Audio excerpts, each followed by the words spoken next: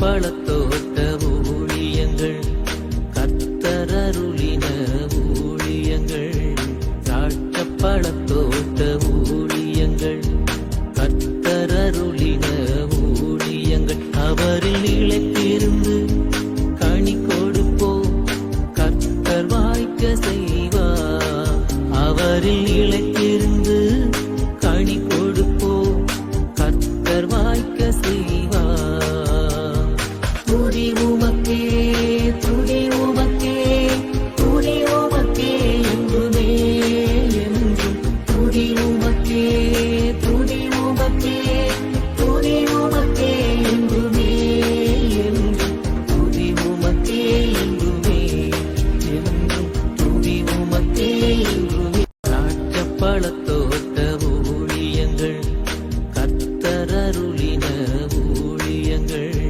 திராட்சை பழத்தோட்ட ஊழியங்கள் கர்த்தரருளின ஊழியங்கள் அவரில் நிலைத்திருந்து கனி கொடுப்போம் கர்த்தர் வாய்க்க செய்வார் அவரில் நிலைத்திருந்து கனி கொடுப்போம் கர்த்தர் வாய்க்க செய்வார் துதி உமக்கே துதி உமக்கே துதி உமக்கே என்றுமே என்றும் துதி உமக்கே துதி உமக்கே துதி உமக்கே என்றுமே என்றும் துதி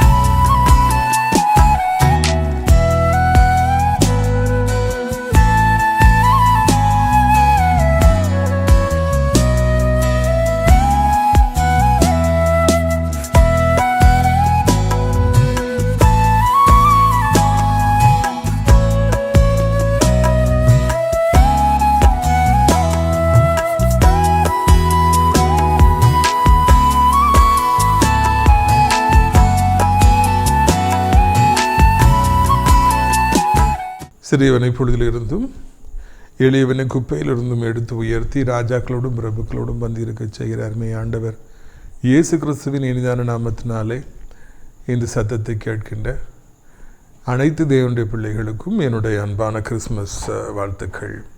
நீங்கள் கோடா கோடியை பெருகுவீர்களாக, உங்களுடைய பிள்ளைகள் கோடா கோடியை பெருகுவார்களாக என்று வாழ்த்துகின்றேன், ஆசீர்வதிக்கின்றேன். ரித்துக்குரியவர்களே, கிறிஸ்மஸ் நெருங்கிட்டு இருக்கு இல்லையா? ரொம்ப சந்தோஷமாக நாம் இருக்கின்றோம். ஏனென்றால் அந்த கிறிஸ்மஸை உங்களோடு செலிப்ரேட் பண்ணுவது தான் என்னுடைய மிக முக்கியமான ஆசை. நிறைய குடும்பங்களில் கிறிஸ்மஸுக்கு அவங்க சொந்தக்காரங்கள்லாம் வருவாங்க. மாமா வருவாங்க, பெரியப்பா வருவாங்க, சித்தப்பா வருவாங்க, குடும்பத்தில் நிறைய பேர் வருவாங்க, கலகலப்பாக இருக்கும். ஆனால் எங்கள் வீட்டிலே காலகாலமாக சொந்தக்காரர்கள் யாருமே வருவதில்லை. எனக்கு நீங்கள் தான் சொந்தக்காரர்கள். இந்த ஊழியத்தில் இருக்கிற நீங்கள் தான், இந்த ஊழியத்தை நேசிக்கிற, தாங்குகிற, தினந்தோறும் நம்முடைய நிகழ்ச்சிகளை பார்க்கிற நீங்கள் தான் என்னுடைய சொந்தக்காரர்கள். பிரியத்துக்குரியவர்களே, ஒவ்வொரு வருடமும் முதல் சனிக்கிழமை நாகர்கோவில், 2வது சனிக்கிழமை மார்த்தாண்டம், 3வது சனிக்கிழமை நாசரேத்து, 4வது சனிக்கிழமை சென்னை என்று மக்களோடு தான் இந்த கிறிஸ்துமஸை நாங்கள் கொண்டாடி வருகிறோம். நாளை தினத்தில் நாகர்கோவிலை விழாக்கோணம் போன்றிருக்கின்றோம். ஆண்டவர் இயேசுவின் பிறப்பை மிகுந்த சிறப்பாக கொண்டாட இருக்கின்றோம். பிரியத்துக்குரியவர்களே, நாகர்கோவில் பகுதியில் இருந்தீங்கன்னா கண்டிப்பாக நீங்கள் வாங்க. எல்லோருக்கும் கூட்டத்தின் இறுதியில் அடியார் தனித்தனியாக ஜெபிப்பேன். எல்லோருக்கும் கிறிஸ்மஸ் விருந்து, பிரியாணி விருந்து வழங்கப்படும் என்பதை மிக்க மகிழ்ச்சியோடு கூட நான் அறிவித்துக்கொள்ள விரும்புகிறேன். ஏதாவது குடும்பத்தார் இந்த விருந்தின் செலவை பொறுப்பெடுக்க ஏவப்படுவீர்கள் என்றால் தாராளமாக நீங்கள் பொறுப்பெடுக்கலாம். ஞாயிற்றுக்கிழமை காலை 10 மணி முதல் 12 மணி வரைக்கும் நீங்கள் விரும்பினால் ஆசிரியர் தேவனுடைய மாளிகைக்கு வந்து என்னை தனியாக சந்தித்து ஜெபித்து விட்டு செல்லலாம். பிரியத்துக்குரியவர்களே, இந்த கிறிஸ்மஸ் பண்டிகையை கொண்டாடுவதற்காக ஏழைகளுக்கு நாம் வஸ்திரங்களை வாங்கி கொடுக்குறோம். 1000 பெண்களுக்கு சேலைகளையும் 500 ஆண்களுக்கு பேண்ட் ஷர்ட்டையும் வாங்கி கொடுக்குறோம். நீங்கள் எத்தனை பேருக்கு வேண்டுமென்றாலும் வாங்கி கொடுக்கலாம். ஏற்கனவே வாங்கி கொடுத்துருக்கிற தேவனுடைய பிள்ளைகளுக்கு நாம் நன்றிகளை தெரிவித்துக் கொள்கிறோம். அதை போலவே 5 கடாக்கள் கொடுக்கப்பட்டிருக்கின்றன. இன்னும் 5 ஆட்டுக்கடாக்கள் நமக்கு தேவை. நீங்கள் உங்கள் வீடுகளிலே இந்த ஆட்டுக்கடாக்களை வளர்ப்பீர்கள் என்றால் தாராளமாக நீங்கள் அதை பரிசீலிக்கலாம். அதை போலவே பிரித்துக்குரியவர்களே, இந்த நாட்களில் நீங்கள் இதுதான் சரியான நேரம். நமது அடைக்கலான் குருவி ஆவிக்குரிய முதியோர் இல்லத்தில் வந்து சேர இங்கே இருக்கிறவர்களுக்கு தினந்தோறும் நல்ல நல்ல ஊழியக்காரர்கள் வந்து நல்லபடியாக ஜெபத்தில் நடத்துகின்றார்கள். எனவே நீங்களும் கூட விரும்பினால் தாராளமாக இந்த ஆவிக்குரிய முதியோர் இடத்துல வந்து சேரலாம். 3 வேளையும் சிறப்பான உணவுகள் அவர்களுக்கு வழங்கப்படுகின்றன. நிறைய பேர்கள் நம்முடைய ஊழியத்தில் இருக்கிறாங்க, குடும்பத்தார். அதில் சில குடும்பங்களுக்குள்ளே திருமணம் ஆன பிறகு கருத்து வேறுபாடுகள் ஏற்பட்டு இப்பொழுது சட்டப்பூர்வமாக பிரிந்து விட்டனர். அவர்களுக்கு நல்ல புதிய வரவுகளை நான் தேடுகிறோம். உங்களுடைய கவனத்திற்காக அவர்களை கொண்டு வர நான் ஆசைப்படுகிறேன். முதலாவதாக நகர்கோவிலிலே மண்பு மகள் இருக்கிறாங்க, 27 வயதாவது, BE ஆர்கிடெக்ட் முடிச்சிருக்கிறாங்க. நல்லா படித்த குடும்பம், ஏசப்பாவை தேடுகிற குடும்பம். அவர்களுக்கு நல்ல படித்து வேலை செய்கிற ஜெபிக்கிற மணமகன் தேவை. 2வதாக அதே நாகர்கோவில் நம்ம தம்பி இருக்கிறாங்க, 37 வயதாகிறது. நல்ல குடும்பம், நிறைய பேருக்கு மேனேஜராக இருக்கிறார்கள். அவர்களுக்கு ஜெபிக்கிற குணசாலியான ஒரு மணமகள் தேவை. 3வதாக திருச்சி சிட்டியில் இருக்கிறாங்க, நல்ல குடும்பத்தார், என்ன பிஸ்னஸ் பண்ணுறாங்க, அவருடைய மகனுக்கு 30 வயதாகிறது. அவருடைய குடும்பத்துக்கு ஏற்ற நல்ல மணவாட்டி தேவை. கடைசியாக பொள்ளாச்சியில் மகள் இருக்காங்க, இளம் விதவை, அழகான பிள்ளை, MA BEd படித்து ஸ்கூலில் டீச்சராக இருக்கிறாங்க. அவர்களுக்கு ஒரு சின்ன பிள்ளை உண்டு. அவர்களுக்கும் கூட நல்ல ஒரு மணமகன் தேவை. பிரியத்துக்குரியவர்களே, இதெல்லாம் நீங்கள் ஞாபகத்தில் வைத்துக் கொள்ளுங்கள்.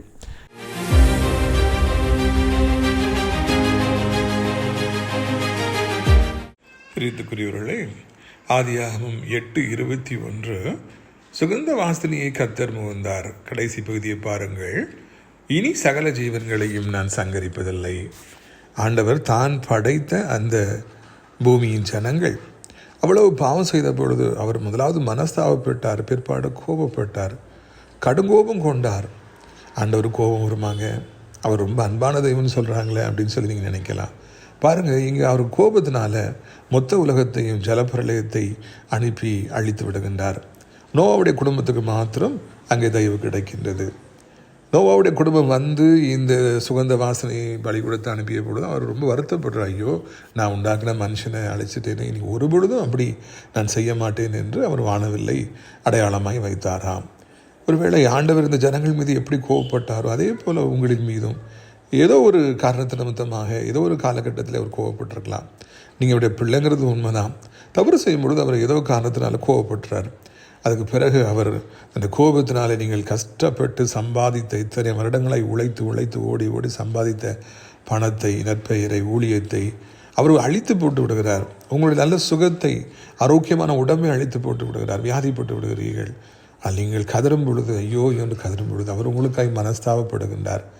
என்ன இருந்தாலும் என் பிள்ளை அல்லவா என்று ஒரு மனம் இறங்குகிறார். இந்த நாளில் அவர் சொல்கிறார், என் மகனே, மகளே, நான் கோவப்பட்டது உண்மைதான், அவனை அடித்தது உண்மைதான், நான் இனி ஒரு பொழுதும் அப்படி செய்யவே மாட்டேன். நான் உன்னை அழித்தேன், ஆனால் இனி உனக்கு மனம் இறங்குவேன்.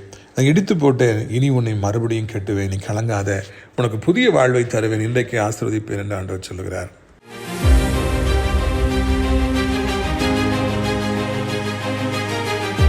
இதனால் நம்முடைய பிரயோஜனத்திற்காக மத்தேயு 2வது அதிகாரம் 1வது வசனத்திலிருந்து வாசிக்க விரும்புகிறேன். ஏரோது ராஜாவின் நாட்களில் யூதேயாவில் உள்ள பெத்லஹேமில் இயேசு பிறந்த பொழுது கிழக்கிலிருந்து சாஸ்திரிகள் எருசலேமிற்கு வந்து, யூதருக்கு ராஜாவாக பிறந்திருக்கிறவர் எங்கே, கிழக்கிலே ஒரு நட்சத்திரத்தை கண்டு அவரை பணிந்து கொள்ள வந்தோம் என்றார்கள். ஏரோது ராஜா அதை கேட்ட பொழுது அவனோடு கூட எருசலேம் நகரத்தார் அனைவரும் கலங்கினார்கள். ஏரோது ராஜா காலத்தில் தான் கீழே நாடுகளிலிருந்து மேலே அவரை தேடி வராங்க, மிடில் ஈஸ்ட்டுக்கு வராங்க. ஒரு நாட்டிலேருந்து இன்னொரு நாட்டுக்கு போகிறது ஒரு சாதாரண காரியமாக. இந்த மழை காலத்தில் இப்போ பார்த்தீங்கன்னா டெய்லி பேப்பரில் வாசிப்பேன், தூத்துக்குடிக்கு ஃப்ளைட்டு கேன்சல் ஆகிடுச்சு, மதுரையில் கேன்சல் ஆகிடுச்சு, சென்னையில் உள்ள ஃப்ளைட்லாம் கேன்சல் ஆகிடுச்சு அப்படிம்பாங்க. பறவை அந்த முன்னால் சுற்றுற அந்த ஃபேனில் போய் மோதிருச்சுன்னா அவ்வளோ பேரும் கீழே விழுந்துட வேண்டியதான். கப்பல் பிரயாணம் அதை விட மிகவும் கடினமானது. அதுவும் அந்த காலத்தில் 2000 வருஷத்துக்கு முன்னால் இவங்கெல்லாம் கீழே இருந்து மேலே போய் அங்கே ஏரோது ராஜாவை போய் சந்திச்சிருப்பாங்கன்னா எந்த அளவுக்கு ஒரு டெட்டர்மினேஷன் அவங்களுக்கு இருந்திருக்கும், எந்த அளவுக்கு மன உறுதி இருந்திருக்கும், அவங்க சாதிக்கணும்னு நினச்சிருப்பாங்க. Distance is not a matter for these maggies. அவங்களுக்கு தூரம் வந்து ஒரு பிரச்சனையே இல்லை. அந்த அளவுக்கு அவங்க மிகவும் கடினமாக போராடி மேலே வந்து அவர்கிட்ட வந்து பார்த்து இந்த விஷயத்தை சொல்கிறாங்க. அந்த காலத்திலேயே ஆண்டவரை அறியாத மக்கள் 3 பேருக்கும் இவ்வளோ ஒரு டெட்டர்மினேஷன் இருந்து போய் சாதிச்சிருப்பாங்கன்னா, அதுவும் கடல் கடந்து எவ்வளவோ தூரம் வந்து பல வருடங்களாய் பிரயாணப்பட்டு அந்த இடத்துக்கு வந்து சேர்ந்துருப்பாங்கன்னா, அவர்கள் நமக்கு ஒரு முன்மாதிரியாக இருக்கிறாங்க. நம்ம நினைத்தோம் என்றால், நாம் ஆசைப்பட்டு விட்டோம் என்றால் எதை வேண்டுமென்றாலும் நம்முடைய வாழ்க்கையில் சாதிக்கலாம். இந்த ப்ராப்ளம் இஸ் நம்ம அப்படி ஆசைப்படுறதில்ல, நம்ம விரும்புறதில்ல, நமக்கு வெறி பிடிக்கிறதில்ல, நம்ம வந்து வாழ்க்கையில் எப்படியாவது சாதிக்கணும்னு நம்ம நினைக்கிறதில்ல. நம்ம எப்போவுமே டேக் இட் ஈஸி பாலிசியாக வாழ்க்கையில் வாழ்கிறதுனாலையும் எதுவுமே பெருசாக ஆசைப்படாதனாலையும் நம்ம வந்து அப்படியே ஒரு சின்ன வட்டத்துக்குள்ளேயே நம்ம வாழ்ந்து பழகிடுறோம். நான் ஸ்கூலில் காலேஜில் படிக்கிற நாட்கள்லாம் ஹோம் சிக்காகவே இருப்பேன். அப்போ வந்து எப்படியாவது எங்கள் சொந்த ஊர் ஆசிரியத்தின் சுற்று வட்டாரத்தில் ஒரு வேலை பார்க்கணும், வேறு வெளியூருக்கு போயிடக்கூடாது, சென்னைக்கு போயிடக்கூடாது, இல்லைன்னா வெளிநாட்டுக்கு போயிடக்கூடாதுன்னு ஆரம்ப காலத்தில் நான் நினைப்பேன். இப்போ நினைத்தால் எனக்கு சிரிப்பாக இருக்கிறது. எவ்வளோ ஒரு நேரோ மைண்டடாக கிணத்து தவறையாக நான் இருக்க விரும்பி இருக்கிறேன் என்று சொல்லி நான் யோசித்து பார்க்கின்றேன்.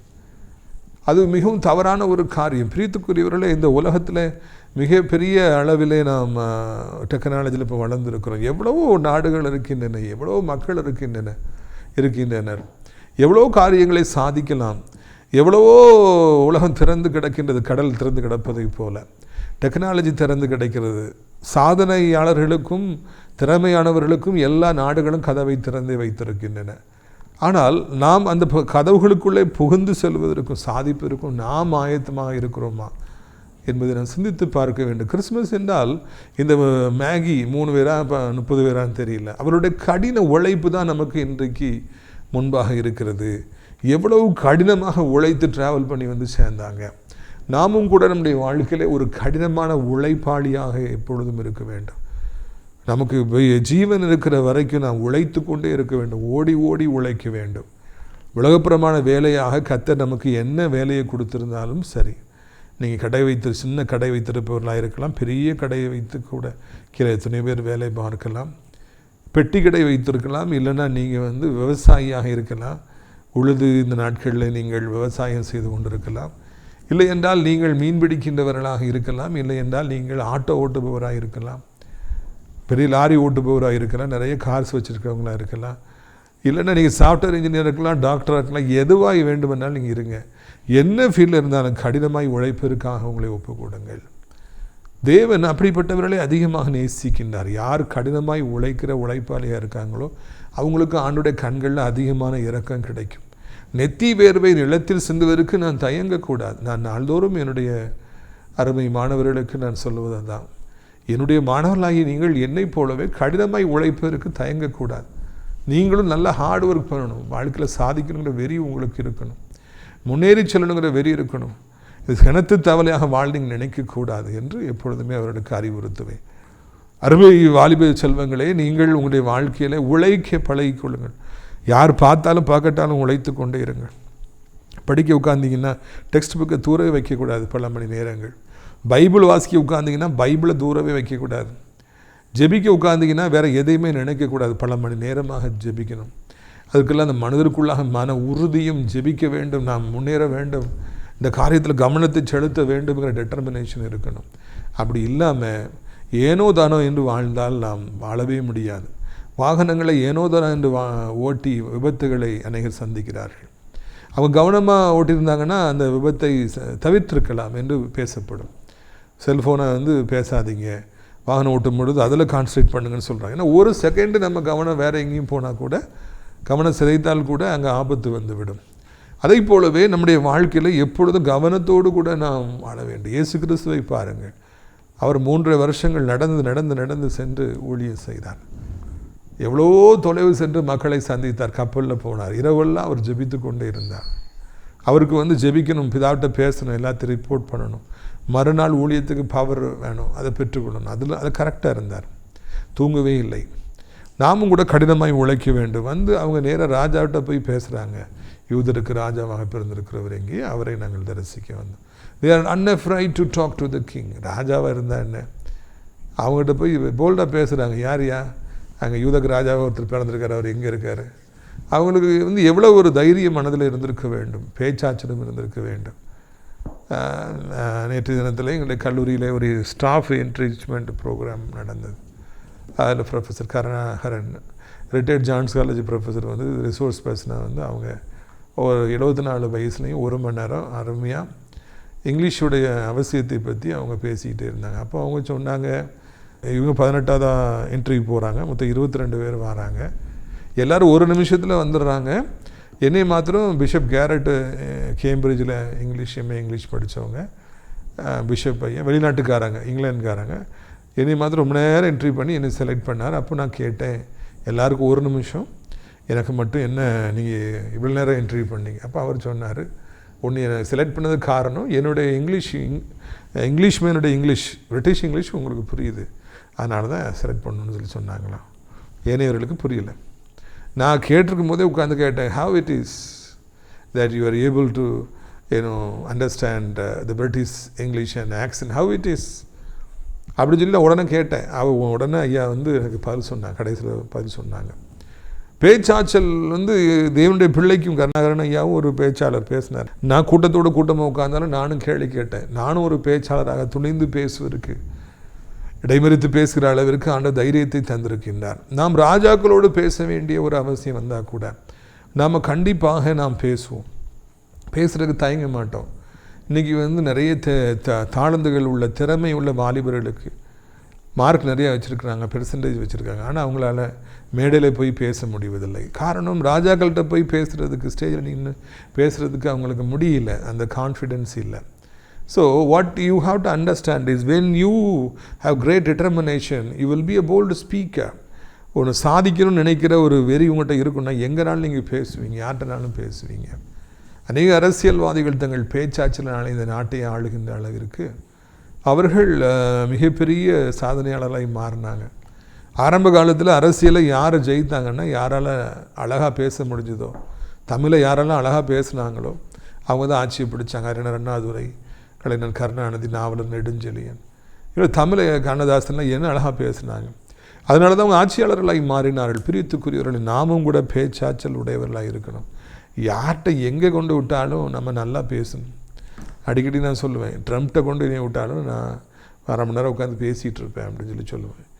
எவர்கிட்டையும் பேசணுங்கிற ஒரு பயம் எனக்கு இல்லை. எந்த மேடையில் விட்டாலும் பேசுகிறதுக்கு பயம் இல்லை. காரணம், கிறிஸ்து அந்த பலத்தை கொடுத்துருக்கிறார். இன்னொன்று, சாதிக்க வேண்டும் என்கிற வெறி இருக்கிறபடினாலே அந்த வெறி அணையாதபடி பாதுகாத்து கொள்ளுங்கள். இங்கிருந்த இந்த சாதாரண நபர்களுக்கு அவருடைய தரிசனங்களும் அவருடைய நோக்கங்களும் உறுதியாக பெரிதாக இருந்ததுனால ராஜாக்கிட்ட ஃபியர்லெஸ்ஸாக அவங்க பேசினாங்க அப்படிங்கிறத நம்ம பார்க்குறோம். இறுதியாக நம்ம பார்க்குறோம், அவர்களுக்கு தைரியம் இருந்தது மாத்திரமல்ல, அறிவு இருந்தது. நட்சத்திரத்தை பார்த்தோம், ராஜா பிறந்திருக்கிறார் கணக்கிட்டு பின்னால் வந்தோம். நாம் கடினமாய் உழைப்பாளிகளாக இருக்கிற பொழுது ஒரு டெட்டர்மினேஷனோட, மன உறுதியோடு நம்ம சாதிக்கணுங்கிற உறுதியோடு இருக்கும் பொழுது பேச்சாற்றலை ஆண்டவர் தருகிறார், ஞானத்தையும் நமக்கு தருகிறார். கத்தியை தீட்டாதே தம்பி, புத்தியை தீட்டு என்று சொல்லி நாம் வாசிக்கிறோம். பிரித்துக்குரியவர்களே, நமக்கு அந்த நிச்சயமாக அந்த ஞானம் வேண்டும், புத்தி வேண்டும். எல்லாரும் நட்சத்திரத்தை பார்த்தாங்கன்னா இவங்களுக்கு தான் அந்த நட்சத்திரம் இங்கே போகுது, மேசியா பிறந்திருக்க இடத்துக்கு மேலே போய் நிற்கும், அதை கணக்கிட முடிந்தது. காரணம், இந்த முதல் 3 காரியங்களும் அவரிடத்தில் இருந்தது.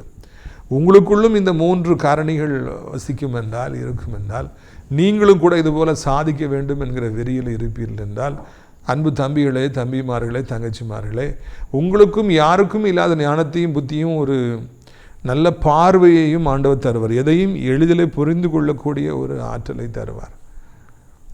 நிறைய பேருக்கு நேராக சொன்னால் கூட புரியாது. ஒரு சிலரை அப்படி பார்த்தோன்னே அவங்க புரிஞ்சுக்குவாங்க, ஓ அப்படின்னு சொல்லிட்டு.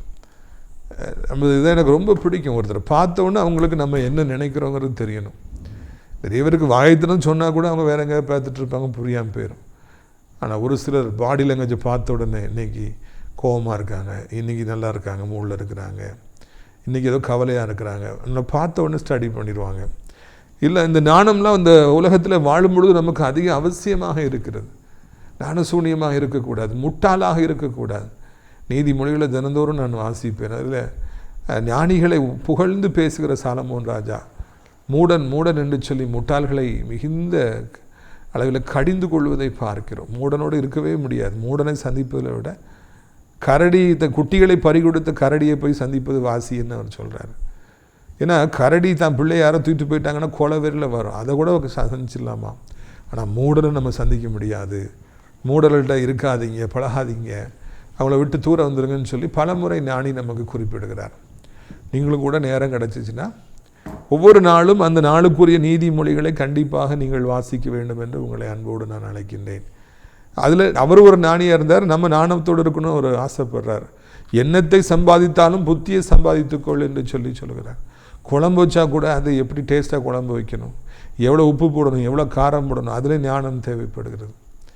வீட்டுக்குரியவரை ட்ரெஸ் பண்ணால் கூட எப்படி ட்ரெஸ் பண்ணணும் காலத்துக்கு ஏற்ற மாதிரி, மாணவர்கள் எப்படி முடி வெட்டணும், அதில் கூட ஞானம் தேவைப்படுகிறது. பிரியத்துக்குரியவர்களே, எப்படி ட்ரெஸ் பண்ணணும்னு டிசைன் பண்ணுறவங்க அவங்களே எவ்வளோ சம்பாதிக்கிறாங்க, பிழைக்கிறாங்க.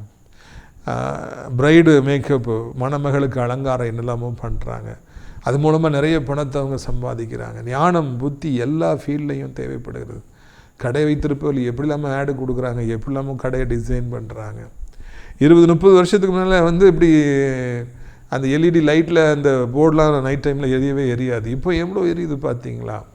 காலங்கள் செல்ல செல்ல புதிய புதிய டெக்னிக், அறிவு, எல்லாத்துலேயும் அறிவு தேவை. பிள்ளைகளை வளர்ப்பதில் அறிவு தேவை. பிள்ளைகளுடைய மொழி சரியில்லையா புரிஞ்சுக்கணும்.